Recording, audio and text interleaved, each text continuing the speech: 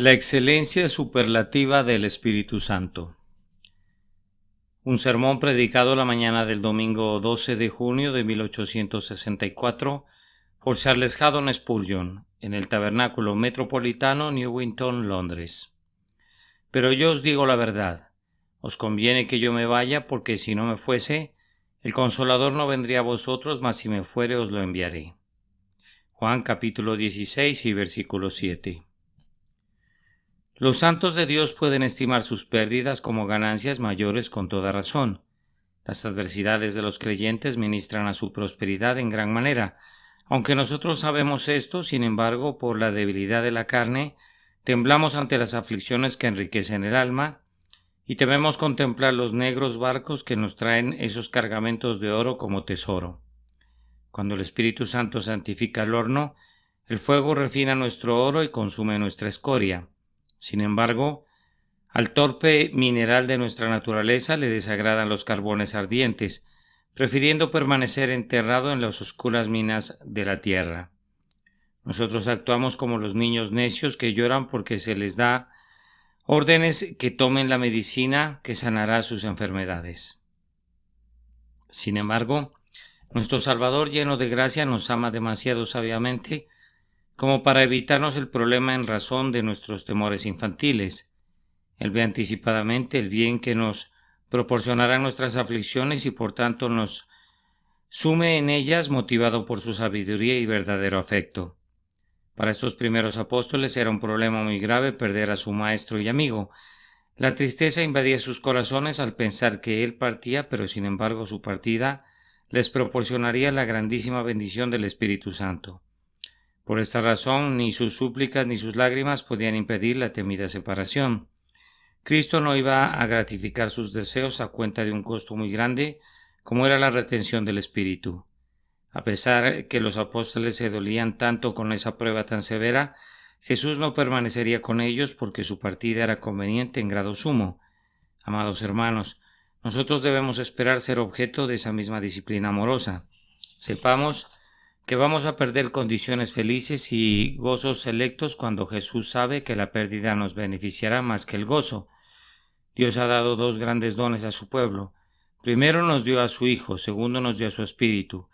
Después que nos hubo dado a su Hijo para que se encarnara, para que obrara justicia y ofreciera una expiación por nosotros, ese regalo fue entregado completo y no quedó nada pendiente a ese respecto. Consumado es. Proclamó la plenitud de la expiación y su resurrección mostró la perfección de la justificación. Entonces no era necesario que Cristo permaneciera más tiempo sobre la tierra, pues su obra aquí abajo estaba terminada para siempre. Ahora es el tiempo para el segundo don, la venida del Espíritu Santo. Este no podía ser otorgado antes que Cristo hubiera ascendido, pues este escogidísimo favor estaba reservado para adornar con el más elevado honor la ascensión triunfante del grandioso Redentor. Subiendo a lo alto, llevó cautiva la cautividad y dio dones a los hombres. Esta fue, según nos informa Pedro, la grandiosa promesa que Jesús recibió de su Padre. Así que, exaltado por la diestra de Dios y habiendo recibido del Padre la promesa del Espíritu Santo, ha derramado esto que vosotros veis y oís. Para que su entrada triunfal en el cielo pudiera ser sellada con insigne gloria, los dones de Espíritu de Dios no podían ser esparcidos entre los hijos de los hombres hasta que el Señor hubiera subido con voz de mando, con sonido de trompeta. Al haberse otorgado el primer don, se volvió necesario que aquel cuya persona y obra constituyen esa bendición, que no tiene precio, se tuviera que retirar para tener el poder para distribuir el segundo beneficio, por cuyo único medio el primer don se vuelve de algún servicio para nosotros. Cristo crucificado no tiene ningún valor práctico para nosotros sin la obra del Espíritu Santo, y la expiación que Jesús realizó no puede salvar nunca ni una sola alma, a menos que el bendito Espíritu de Dios la aplique al corazón y a la conciencia. Jesús no es visto nunca mientras el Espíritu Santo no abra el ojo. El agua del pozo de la vida no es recibida nunca mientras el Espíritu no la haya sacado de las profundidades. Como medicina que no es usada porque carece de una prescripción médica, como manjares que no han sido probados porque están fuera del alcance de las personas, como tesoro que no es valorado porque está escondido bajo tierra. Así es Jesús el Salvador hasta que el Espíritu nos enseñe a conocerlo y aplica su sangre a nuestras almas. Es para honrar al Espíritu Santo que yo deseo hablar esta mañana, y que la misma lengua de fuego que se asentó en otros tiempos sobre los apóstoles descanse ahora sobre el predicador, y que la palabra venga con poder a nuestros corazones. Vamos a comenzar nuestro sermón comentando que la presencia corporal de Cristo debe haber sido sumamente preciosa. Únicamente quienes aman a Cristo pueden decir cuán preciosa es. El amor desea estar siempre con el objeto amado y su ausencia causa dolor. El significado pleno de la expresión "el dolor ha invadido su corazón" lo conocen únicamente quienes anticipan una dolorosa separación de esa clase. Jesús se había convertido en el gozo de sus ojos, en el sol de sus días, en la estrella de sus noches. Como la esposa al regresar del campo, ellos se apoyaban sobre su amado.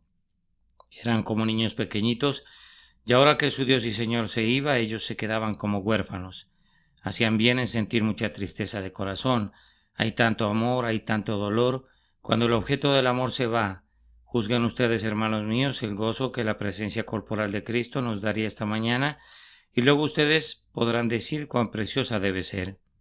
¿Acaso algunos de nosotros no hemos estado esperando por años la venida de Cristo? Hemos alzado nuestros ojos en la mañana y hemos dicho, tal vez Él vendrá hoy, y cuando el día ha concluido, hemos continuado nuestra espera en nuestras horas de insomnio, y nuestras esperanzas han sido renovadas cuando sale el sol otra vez. Nosotros lo esperamos con mucho anhelo de acuerdo a su promesa, y como hombres que aguardan a su Señor, estamos con nuestros lomos ceñidos esperando su aparición. Estamos esperando y nos apresuramos al día del Señor. Esta es la radiante esperanza que levanta el ánimo de los cristianos, la esperanza que el Salvador descenderá para reinar entre su pueblo gloriosamente. Supongan que Él apareciera súbitamente en esta plataforma ahora. Imagínense cómo le aplaudiríamos. Vamos, el que fuere cojo ante el gozo de su advenimiento saltaría como una liebre, y hasta el sordo podría cantar lleno de alegría. La presencia del Señor, ¡qué felicidad! Ven pronto, Señor Jesús. Debe ser realmente algo precioso gozar de la presencia corporal de Cristo. Piensen en la gran ventaja que sería en la instrucción de su pueblo. Ningún misterio podría confundirnos si lo referiríamos todo a Él. Las disputas de la Iglesia cristiana pronto llegarán a su fin, pues Él nos dirá más allá de toda contienda el significado de su palabra. No habrá a partir de este momento ningún desaliento para la Iglesia en su obra de fe o en su trabajo de amor, pues la presencia de Cristo sería el fin de todas las dificultades y la conquista segura de todos los enemigos. No tendríamos que dolernos como lo hacemos ahora de nuestro olvido de Jesús, pues podríamos verlo algunas veces y una mirada a Él nos proporcionaría una buena provisión de gozo, de tal forma que, como el profeta de Oreb, podríamos aguantar 40 días con la fuerza de ese alimento. Sería una experiencia deliciosa saber que Cristo está en algún lugar de la tierra, pues entonces Él asumiría la supervisión personal de su Iglesia universal. Él podría advertirnos de los apóstatas, podría rechazar a los hipócritas, consolaría a los débiles de mente y reprendería a los que yerran. Cuán deleitable sería verlo caminar por en medio de los candeleros de oro, sosteniendo a las estrellas con su diestra.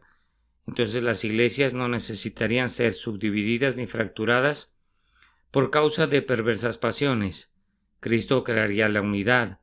El cisma dejaría de existir y la herejía sería desarraigada. La presencia de Jesús, cuyo rostro es como el sol brillando en su cenit, haría madurar todos los frutos de nuestro jardín, consumiría todas las malas hierbas y daría vida a todas las plantas. La espada de 2 filos en su boca destruiría a sus enemigos, y sus ojos de fuego avivarán las santas pasiones de sus amigos. Pero quisiera comentar algo sobre este punto, porque en él la imaginación se ejercita a sí misma a costa del buen juicio. Yo me pregunto si el deleite que nos ha provocado en este momento el pensamiento que Cristo estuviera aquí en su presencia corporal no tendrá en sí levadura de carnalidad.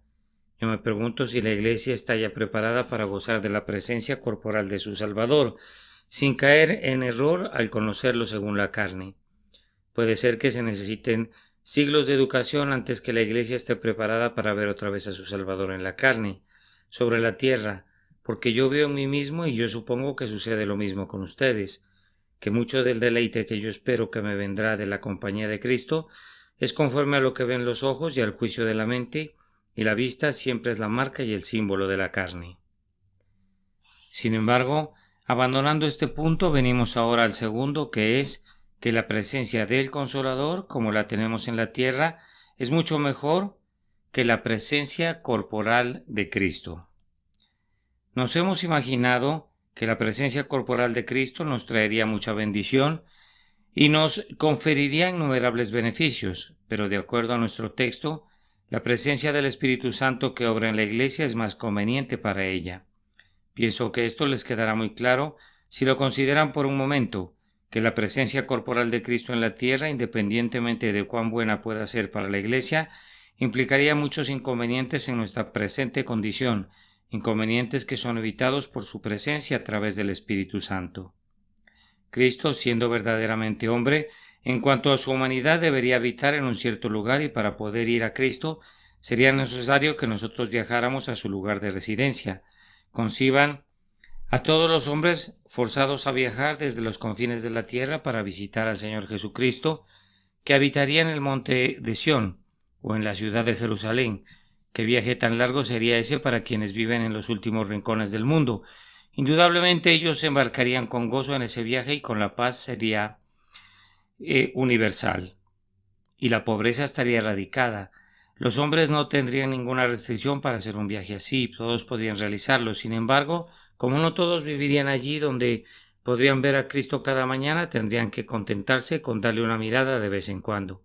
En cambio, vean, hermanos míos, el Espíritu Santo. El vicario de Cristo habita en todas partes, y si nosotros queremos acudir al Espíritu Santo, no necesitamos movernos ni siquiera una pulgada. Lo podemos encontrar en el armario o podemos hablar con él en las calles. Jesucristo, según la carne, no podría estar presente en esta congregación y a la vez estar en la iglesia vecina, y mucho menos estar presente en los Estados Unidos o en Australia o en Europa o en África al mismo tiempo, pero el Espíritu Santo está en todas partes y por medio de ese Espíritu Santo. Cristo guarda su promesa. Porque donde están 2 o 3 congregados en mi nombre, allí estoy yo en medio de ellos. Él no podría guardar esa promesa de acuerdo a la carne, o al menos somos bastantes incapaces de concebirlo haciendo eso, pero a través del Espíritu Santo gozamos dulcemente de su presencia y esperamos hacerlo hasta el fin del mundo. Piénsenlo bien, el acceso a Cristo, si estuviera aquí en su personalidad corporal, no sería muy fácil para todos los creyentes. El día solo tiene 24 horas, y si nuestro Señor no durmiera nunca, sí, si como hombre viviera todavía y como los santos arriba no descansaran ni de día ni de noche, a pesar de eso solo hay 24 horas. ¿Y qué serían 24 horas? Para la supervisión de una iglesia que nosotros confiamos que cubrirá toda la tierra. ¿Cómo podrían 1.000 millones de creyentes recibir consuelo personal inmediato de sus labios o las sonrisas de su rostro? Aún en el momento presente hay varios millones de verdaderos santos en la tierra. ¿Qué podría hacer un hombre mediante su presencia personal? Aun si ese hombre fuera la deidad encarnada, ¿qué podría hacer en un día para consuelo de todos estos? Vamos, no podríamos esperar que cada uno de nosotros lo vería cada día. No escasamente podríamos esperar tener nuestro turno una vez al año. Pero amados, ahora nosotros podemos ver a Jesús cada hora y cada momento de cada hora. Las veces que ustedes doblen su rodilla, su espíritu que lo representa puede tener comunión con ustedes y bendecirlos. No importa que sea a la medianoche que suba su clamor o bajo la hoguera del ardiente mediodía. Allí está el Espíritu esperando para derramar su gracia, y los suspiros y los clamores de ustedes ascienden hasta Cristo en el cielo y regresan con respuestas de paz. Tal vez a ustedes no se les ocurrieron estas dificultades al pensar de entrada en este tema, pero si reflexionan por un momento verán que la presencia del Espíritu, evitando esa dificultad, da a cada santo un acceso a Cristo en todo momento, no solo a unos cuantos favoritos, sino a cada creyente, hombre o mujer. El Espíritu Santo es accesible y así todo el cuerpo de los fieles puede gozar de una comunión presente y perpetua con Cristo. Debemos considerar además que la presencia de Cristo en la carne sobre la tierra por cualquier otro propósito diferente al determinar la presente dispensación implicaría otra dificultad. Por supuesto, cada palabra que Cristo hubiera hablado desde el tiempo de los apóstoles hasta ahora habría sido inspirada, y siendo inspirada habría sido una lástima que cayera en la tierra. Por tanto, escribas sumamente ocupados estarían anotando siempre las palabras de Cristo, y hermanos míos, si en el corto curso de 3 años nuestro Salvador se las arregló para hacer y decir, tanto que uno de los evangelistas nos informa que si se hubiera escrito todo, el mundo mismo no habría podido albergar los libros que se habrían escrito. Yo les pido que se imaginen qué tremenda cantidad de literatura habría adquirido la Iglesia cristiana si hubiera preservado las palabras de Cristo a través de estos 1864 años. Con toda certeza, no habríamos tenido la palabra de Dios en la forma simple y compacta de una Biblia de bolsillo. Más bien habría consistido en innumerables volúmenes de dichos y hechos del Señor Jesucristo. Únicamente el estudioso no. Ni siquiera el estudioso habría podido leer todas las enseñanzas del Señor, y el pobre y el ignorante estarían siempre en una terrible desventaja. Pero ahora tenemos un libro que está terminado dentro de un alcance más bien reducido y al que no se le debe agregar ni una sola línea. El canon de la revelación está sellado para siempre, y el hombre más pobre de Inglaterra que cree en Cristo, que acuda con un alma humilde a ese libro y que mire a Jesucristo, que está presente por medio de su espíritu, aunque no según la carne, en poco tiempo puede comprender las doctrinas de la gracia y entender con todos los santos cuáles son las alturas y las profundidades y comprender el amor de Cristo que excede a todo conocimiento. Por tanto, entonces, debido a la inconveniencia, aunque la presencia corporal de Cristo pueda ser muy preciosa, es infinitamente mejor para el bien de la Iglesia que hasta el día de su gloria Cristo esté presente por su Espíritu y no en la carne. Además, hermanos míos, si Jesucristo estuviera todavía presente con su Iglesia en la carne, la vida de fe no tendría el mismo espacio que tiene ahora para poder ser desplegada. Mientras haya más cosas visibles para el ojo, habrá menos espacio para la fe. Entre menos visibilidad, mayor manifestación de fe. La Iglesia Católica, que ya tiene suficiente poca fe, suministra todo lo que puede para obrar en los sentidos. Las narices de ustedes son regaladas con incienso y sus oídos son deleitados con dulces sonidos. Entre más crece la fe, menos necesita de ayudas externas, y cuando la fe muestra su verdadero carácter y está divorciada claramente del sentido y de la vista, entonces no necesita absolutamente nada en donde descansar excepto en el poder invisible de Dios. Ha aprendido a colgarse del mismo lugar de donde cuelga el mundo, es decir, de ningún soporte visible, de la misma forma que el arco eterno de ese cielo azul se despliega en lo alto sin ningún apoyo.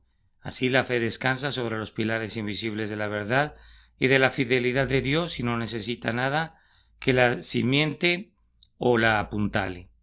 La presencia de Cristo aquí en carne corporal y el conocimiento de Él de acuerdo a la carne equivaldría a llevar a los santos de regreso a una vida de vista y en alguna medida dañaría la simplicidad de la confianza desnuda. Ustedes recordarán que el apóstol Pablo dice, de manera que nosotros de aquí en adelante a nadie conocemos según la carne, y agrega, y aun si a Cristo conocimos según la carne, ya no lo conocemos así. Al escéptico que nos pregunte ¿por qué crees tú en Cristo?, si Cristo hubiera permanecido en la tierra, siempre podríamos darle una fácil respuesta. Helo allí está el hombre. Míralo mientras continúa todavía haciendo milagros. Habría muy poco espacio para la santa adherencia de la fe a la palabra desnuda de Dios, y ninguna oportunidad para que glorifique a Dios, confiando allí donde no puede rastrear. Pero ahora, amados hermanos, el hecho que no contamos con nada visible hacia dónde apuntar y que las mentes carnales puedan entender, este preciso hecho convierte al camino de la fe en algo mucho más acorde con su noble carácter. Fe poderosa, fe. La promesa ve, y mira a eso únicamente. Qué difícilmente podría hacer si pudiera mirar a la persona visible de un Salvador presente. Será un feliz día para nosotros cuando la fe goce de la realización plena de sus esperanzas en la triunfante venida de su Señor, pero únicamente su ausencia puede entrenarla y educarla al punto necesario del refinamiento espiritual. Más aún, la presencia de Jesucristo en la tierra afectaría materialmente la gran batalla de Dios en contra del error y del pecado. Supongan que Cristo destruyera a los que predican el error con milagros. Supongan que los monarcas perseguidores vieran súbitamente sus brazos secos o que todos los hombres que se opusieran a Cristo fueran devorados de pronto por el fuego. Vamos, se trataría entonces de una batalla entre la grandeza física y el mal moral, más bien que de una guerra en la que únicamente fuerza espiritual es empleada del lado del bien. Pero ahora que Cristo se ha ido, toda la lucha es entre espíritu y espíritu, entre Dios, el Espíritu Santo y Satanás, entre la verdad y el error, entre la entrega de los creyentes y el apasionamiento de los incrédulos. Ahora la batalla es equilibrada. No tenemos milagros de nuestro lado, no los necesitamos, nos basta con el Espíritu Santo. No ordenamos fuego del cielo, ningún terremoto sacude la tierra bajo los pies de nuestros enemigos. Coré no es tragado, Datán no baja vivo al abismo. Nuestros enemigos poseen fuerza física y nosotros no la solicitamos. ¿Por qué? Porque por la acción divina nosotros podemos conquistar al error sin ella. En el nombre del Santo de Israel, en cuya causa nos hemos alistado, por su poder somos suficientes sin necesidad de milagros o señales o maravillas. Si Cristo todavía estuviera aquí haciendo milagros, la batalla no sería tan espiritual como lo es ahora, pero la ausencia corporal del Salvador la convierte en un conflicto del espíritu del orden más noble y sublime. Además, queridos amigos, el Espíritu Santo es más valioso para la Iglesia en su presente estado militante que lo que pudiera ser la presencia corporal de Cristo, pues Cristo debe estar aquí en una de dos maneras. Él debe estar aquí ya sea sufriendo o sin sufrir. Si Cristo estuviera aquí sufriendo, entonces ¿cómo podríamos concluir que su expiación ha sido consumada? ¿No es mucho mejor para nuestra fe que nuestro bendito Señor, habiendo hecho expiación por el pecado de una vez por todas, esté sentado a la diestra del Padre? ¿No es mucho mejor, pregunto yo, que verlo todavía batallando y sufriendo aquí abajo? Oh, pero dirá alguno, tal vez no sufriría, entonces te pido que no desees tenerlo aquí hasta que nuestra guerra haya terminado. Pues ver a un Cristo que no sufre en medio de su pueblo sufriente, ver su rostro calmo y tranquilo cuando tu rostro y el mío están arrugados de dolor, verlo sonriendo cuando nosotros estamos llorando, esto sería intolerable. No, eso no podría ser. Hermanos, si Él fuera un Cristo sufriente ante nuestros ojos, entonces sospecharíamos que Él no ha completado su trabajo. Y por otro lado, si Él fuera un Cristo que no sufre, entonces parecería como si Él no fuera un sumo sacerdote fiel hecho a semejanza de sus hermanos. Estas dos dificultades nos conducen de regreso a un estado de agradecimiento hacia Dios, porque no tenemos que responder a ese dilema, sino que el Espíritu de Dios, que es Cristo presente en la tierra, nos allana estas dificultades y nos proporciona toda la ventaja que podríamos esperar de la presencia de Cristo incrementada 10 veces.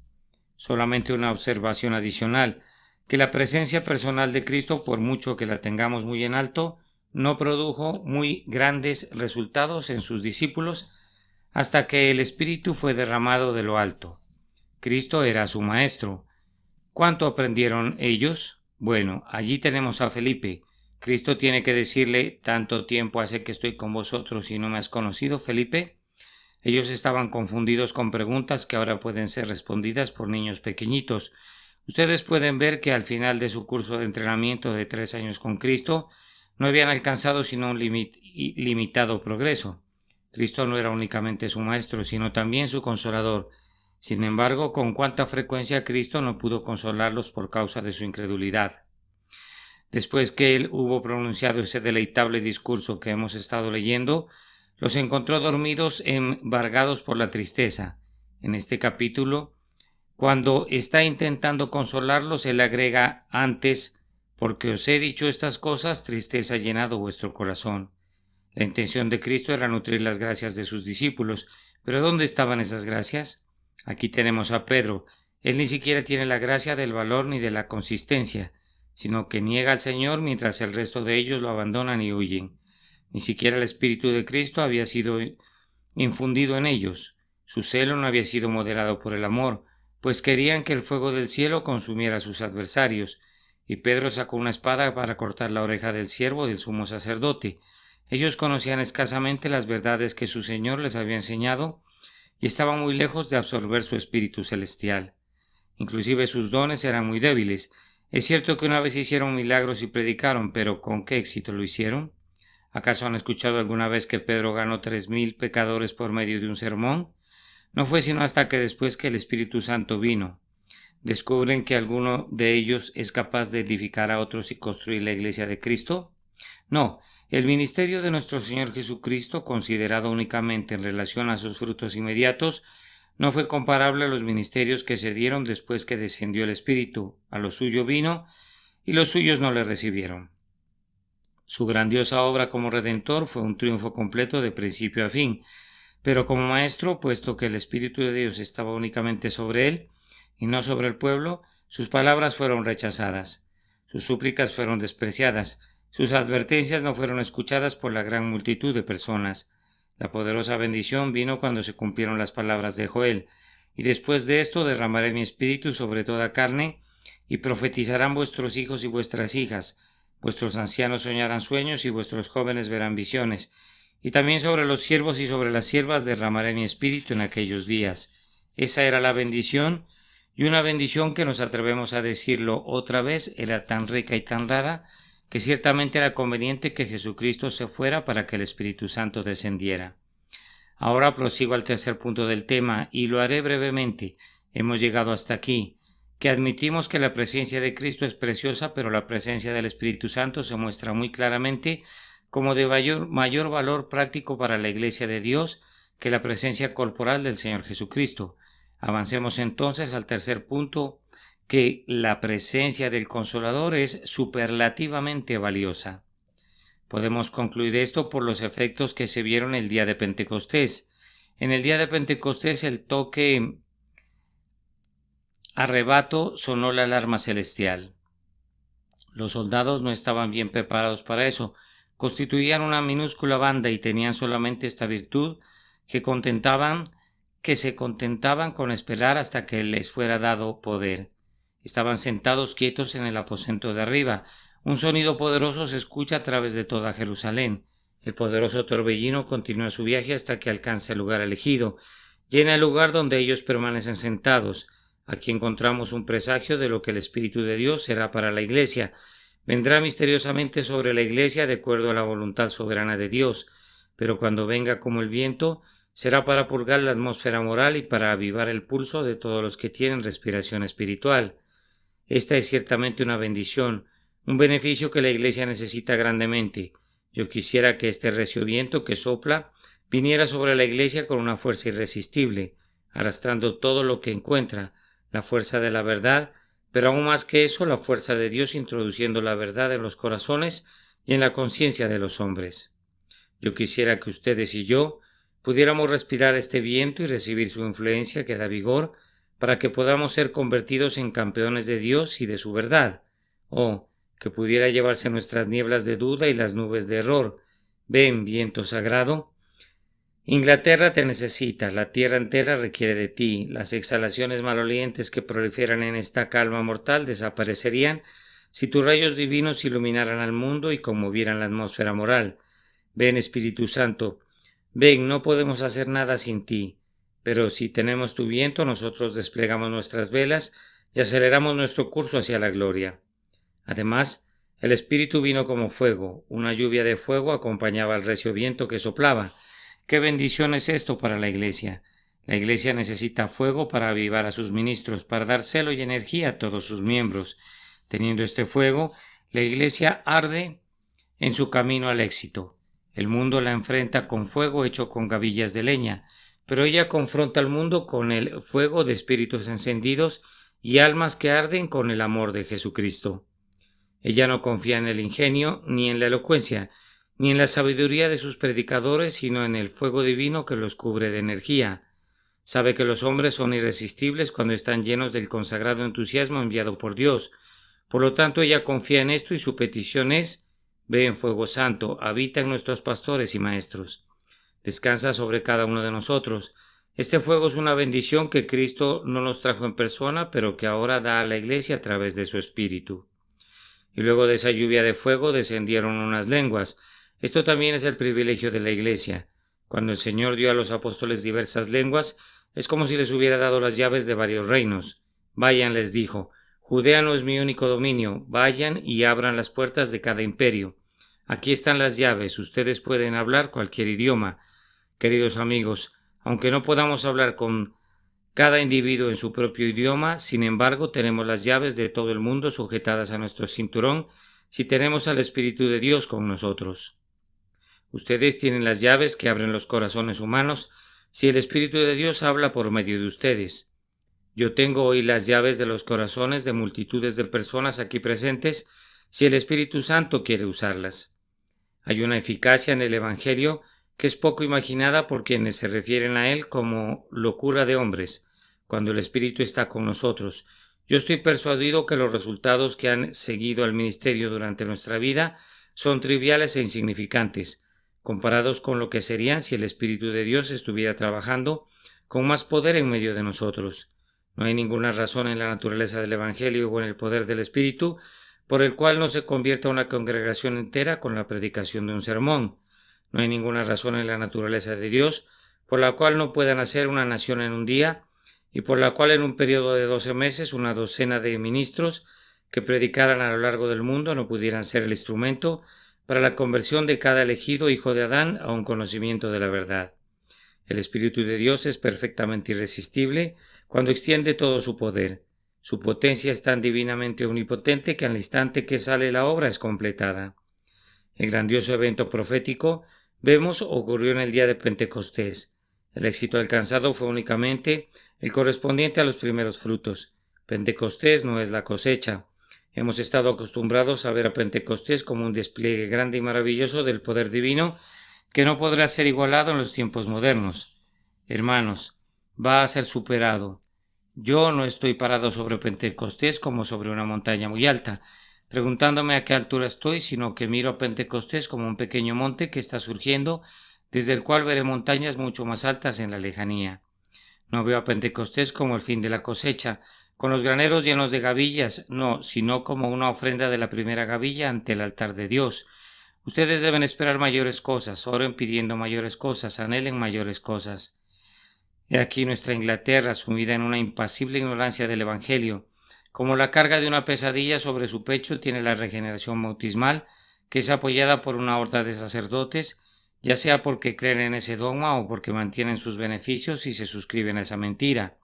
¿Cómo podrá ser sacudido este incubo demonio del pecho vivo de Inglaterra? No con el ejército ni con fuerza, sino con mi espíritu, ha dicho Jehová de los ejércitos. Allí está Francia, maldecida con infidelidad, voluble, festiva, entregada al placer. ¿Cómo podrá ser conducida a la sobriedad y santificada para Dios? No con ejército ni con fuerza, sino con mi espíritu, ha dicho Jehová de los ejércitos. Por allá está Alemania, con su escepticismo metafísico, su medio catolicismo, es decir, el luteranismo y su abundante entrega al Papa. ¿Cómo se levantará Alemania? No con ejército ni con fuerza, sino con mi espíritu, ha dicho Jehová de los ejércitos. Lejos allá en Italia se asienta la vieja Roma, la ramera de las 7 colinas que todavía reina triunfante en su trono sobre una gran parte de la tierra. ¿Cómo podrá morir? ¿Dónde está la espada que encontrará su corazón? No con ejército ni con fuerza, sino con mi espíritu, ha dicho Jehová de los ejércitos. Entonces la única cosa que necesitamos es el Espíritu de Dios. No digan que necesitamos dinero.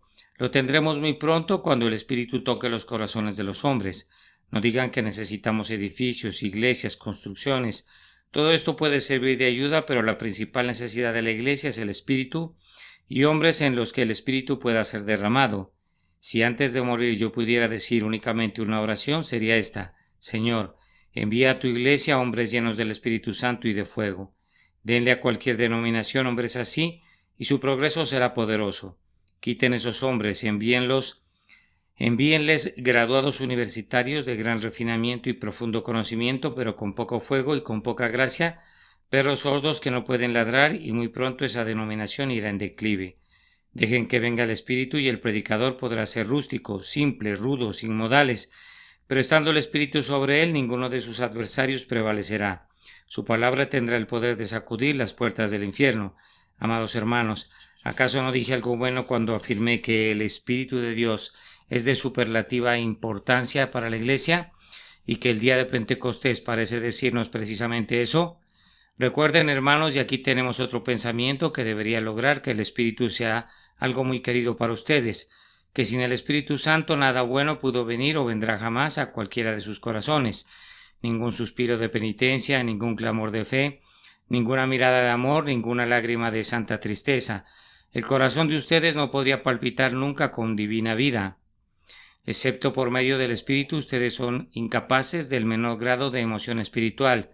Ya no se diga de acción espiritual aparte del Espíritu Santo. Ustedes yacen muertos viviendo únicamente para el mal, pero absolutamente muertos para Dios hasta que el Espíritu Santo venga y los levante de la tumba.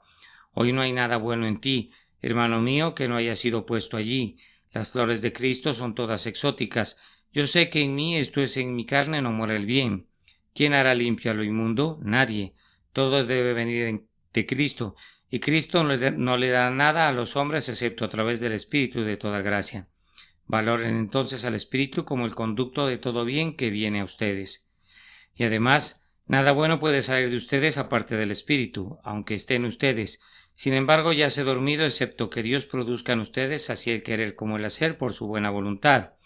¿Deseas predicar? ¿Cómo puedes hacerlo a menos que el Espíritu Santo toque tu lengua? ¿Deseas orar? ¡Ay, qué trabajo tan débil es! A menos que el Espíritu haga la intercesión por ustedes. ¿Quieren vencer al pecado? ¿Quieren ser santos? ¿Anhelan imitar a su Señor? ¿Desean elevarse a las alturas superlativas de la espiritualidad? ¿Quieren ser hechos como los ángeles de Dios, llenos de celo y ardor por la causa del Señor? No pueden sin el Espíritu, porque separados de mí nada podéis hacer. Oh pámpano, tú no puedes dar fruto sin la savia, oh Hijo de Dios. Tú no tienes vida en ti mismo aparte de la vida que Dios te da a través de su Espíritu. ¿No tengo razón entonces cuando dije que el Espíritu Santo es superlativamente precioso? De tal forma que aún la presencia de Cristo según la carne no es comparable a su presencia en gloria y poder. Esto nos conduce a la conclusión que es un punto práctico, hermanos. Si estas cosas son así, veamos lo que somos creyentes en Cristo. Al misterioso Espíritu con profundo temor y reverencia. Lo debemos reverenciar de tal manera de no contristarlo o provocarlo a ira por nuestro pecado. No lo apaguemos en ninguno de sus menores movimientos en nuestra alma, nutramos cada sugerencia, y estemos listos a obedecer cada uno de sus dictados. Si el Espíritu Santo es en verdad tan poderoso, no hagamos nada sin él, no comencemos ningún proyecto, ni llevemos a cabo ninguna empresa, ni concluyamos ninguna transacción sin haber implorado su bendición. Démosle el debido homenaje de sentir nuestra entera debilidad aparte de él y luego depender únicamente de él. Siendo esta nuestra oración, abre tú mi corazón y todo mi ser a tu venida, y sosténme con tu espíritu libre cuando haya recibido ese espíritu dentro de mí. Ustedes que son inconversos, permítanme implorarles que en cualquier cosa que hagan, nunca desprecien al Espíritu de Dios. Recuerden que hay un honor especial asignado a él en la Escritura. Todo pecado y blasfemia será perdonado a los hombres, mas la blasfemia contra el Espíritu no les será perdonada, ni en este siglo ni en el venidero. Recuerden, a cualquiera que dijere alguna palabra contra el Hijo del Hombre le será perdonado, pero al que hable contra el Espíritu Santo no le será perdonado. Este es el pecado que es para muerte, del cual aún el tierno Juan dice, por el cual yo no digo que se pida, por tanto tiemblen en su presencia. Quítense el calzado de sus pies, pues cuando su nombre es mencionado, el lugar en que ustedes están, tierra santa es. El espíritu debe ser tratado con reverencia. A continuación, como una observación práctica, debemos llenarnos de valor hoy, viendo el poder del espíritu. Hermanos, nosotros sabemos que como un cuerpo de hombres que buscan adherirse estrechamente a la Escritura y practicar las ordenanzas y sostener las doctrinas según las recibimos del propio Señor, no somos sino pobres y despreciados, y cuando miramos a los grandes de la tierra, los vemos del lado de lo falso y no de lo verdadero. ¿Dónde están los reyes y los nobles? ¿Dónde están los príncipes y dónde están los hombres poderosos? ¿Acaso no están en contra del Señor de los ejércitos? ¿Dónde está el oro? ¿Dónde está la plata? ¿Dónde está la arquitectura? ¿Dónde está la sabiduría? ¿Dónde está la elocuencia? ¿No han hecho un bando en contra del Señor de los ejércitos? Entonces, ¿qué? ¿Vamos a desalentarnos? Nuestros padres no se desalentaron. Ellos dieron su testimonio en el cepo y en la prisión, pero no tenían temor en cuanto a la buena y vieja causa. Como John Bunyan, aprendieron a pudrirse en calabozos, pero no conocieron la cobardía, sufrieron y dieron testimonio que no se desalentaron. ¿Por qué? Porque sabían no que la verdad es poderosa y va a prevalecer, pues la verdad no es poderosa y no prevalecerá en este mundo hasta que los hombres sean diferentes de lo que son. Pero sabían que el Espíritu de Dios es poderoso y prevalecerá. Es mejor tener una iglesia pequeña formada por hombres pobres, pero con el Espíritu de Dios con ellos, que tener una jerarquía de nobles, un ejército de príncipes con títulos nobiliarios y prelados que no tienen el Espíritu Santo, pues esto no es solamente la fuente de la fuerza, sino que es la fuerza misma. Allí donde está el Espíritu de Dios hay libertad y poder. Entonces, hermanos, tengan valor. Solo tenemos que buscar eso que Dios ha prometido dar y podemos hacer maravillas. Él dará el Espíritu Santo a quienes lo pidan. Despierten, miembros de esta iglesia, y oren con sinceridad. Y todos los creyentes del mundo clamen en voz alta a Dios para que su brazo desnudo pueda ser visto. Despierten, hijos de Dios, pues ustedes conocen el poder de la oración. No le permitan ningún descanso al ángel del pacto hasta que hable la palabra, y el Espíritu obre poderosamente entre los hijos de los hombres. La oración es un trabajo adaptado a cada uno de ustedes que están en Cristo. Ustedes que no pueden predicar, ustedes que no pueden enseñar, pueden orar, y su oración privada, desconocida por los hombres, quedará registrada en el cielo. Esos clamores silenciosos y sinceros de ustedes traerán una bendición. Una mañana, hace pocos días, cuando estábamos en una sesión especial de oración, había algunos hermanos presentes que repetían un volumen de voz que casi no podía ser escuchado. Hazlo, Señor, hazlo, concédelo, escúchanos. Me agrada este tipo de oración en las reuniones de oración. No me interesan los gritos de algunos de nuestros hermanos metodistas, aunque si quieren gritar que lo hagan, pero a mí me gusta oír a los amigos que oran con gemidos que no pueden expresarse. Señor, envía el Espíritu, Señor, trabaja, trabaja, trabaja. Durante el tiempo del sermón es lo que un número de iglesias debería estar diciendo, clamando a Dios en sus corazones. Cuando caminen por las calles y vean el pecado, deberían orar, Señor, derríbalo con tu Espíritu. Y cuando vean a un hermano que lucha y se esfuerza por hacer el bien, debían clamar, Señor, ayúdalo, ayúdalo por el Espíritu. Estoy persuadido que únicamente necesitamos más oración y no habría ningún límite para la bendición. Pueden evangelizar Inglaterra, pueden evangelizar Europa, pueden volver cristiano al mundo entero. Si solo supieran cómo orar, la oración puede obtener cualquier cosa de Dios, la oración lo puede obtener todo. Dios no le niega nada al hombre que sabe cómo pedir. El Señor nunca cierra sus graneros, sino hasta que tú cierras la boca. Dios no detendrá su brazo mientras no detengas tu lengua. Clama en voz alta y no te detengas. No le des descanso hasta que envíe su Espíritu otra vez para agitar las aguas y actuar en este mundo de tinieblas para traer luz y vida. Clamen de día y de noche, oh ustedes elegidos de Dios, pues Él los vindicará con rapidez. El tiempo de la batalla se acerca. Roma afila su espada para la pelea. Los hombres del error rechinan sus dientes llenos de ira, por la espada del Señor y de Gedeón, por el viejo poder y la majestad de los días antiguos, por el derrumbe de los muros de Jericó, aunque no tengamos mejores armas que los cuernos del carnero, por echar fuera a los paganos y por el establecimiento del Israel de Dios en la tierra, por la venida del Espíritu Santo con tal fuerza y poder que así como el diluvio de Noé cubrió las cimas de las montañas, el diluvio de la gloria de Jehová cubra las cumbres del pecado y de la iniquidad, y el mundo entero sea gobernado por el Señor Dios omnipotente. Ustedes que no tienen el Espíritu, oren por Él, que el Señor los impulse a orar en este día. Pecadores inconversos, que el Espíritu les dé fe. Recuerden que el Espíritu Santo les dice que confíen en Cristo. Si honran al Espíritu Santo, confíen en Cristo. Sé que deben ser regenerados primero, pero el hombre que confía en Cristo es regenerado. Ustedes deben arrepentirse, deben ser santos, pero el hombre que confía en Cristo se arrepentirá y será hecho santo. Los embriones del arrepentimiento y de la santidad ya están en Él. Pecador, confía en Cristo. El Espíritu Santo manda que confíes en Él hoy.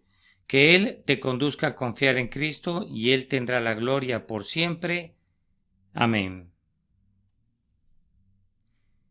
La excelencia superlativa del Espíritu Santo. Sermón predicado la mañana del domingo 12 de junio de 1864 por el reverendo Charles Haddon Spurgeon en el Tabernáculo Metropolitano, Newington, Londres. Pero yo os digo la verdad, Os conviene que yo me vaya, porque si no me fuese, el Consolador no vendrá a vosotros, mas si me fuere, os lo enviaré. Juan capítulo 16 y versículo 7.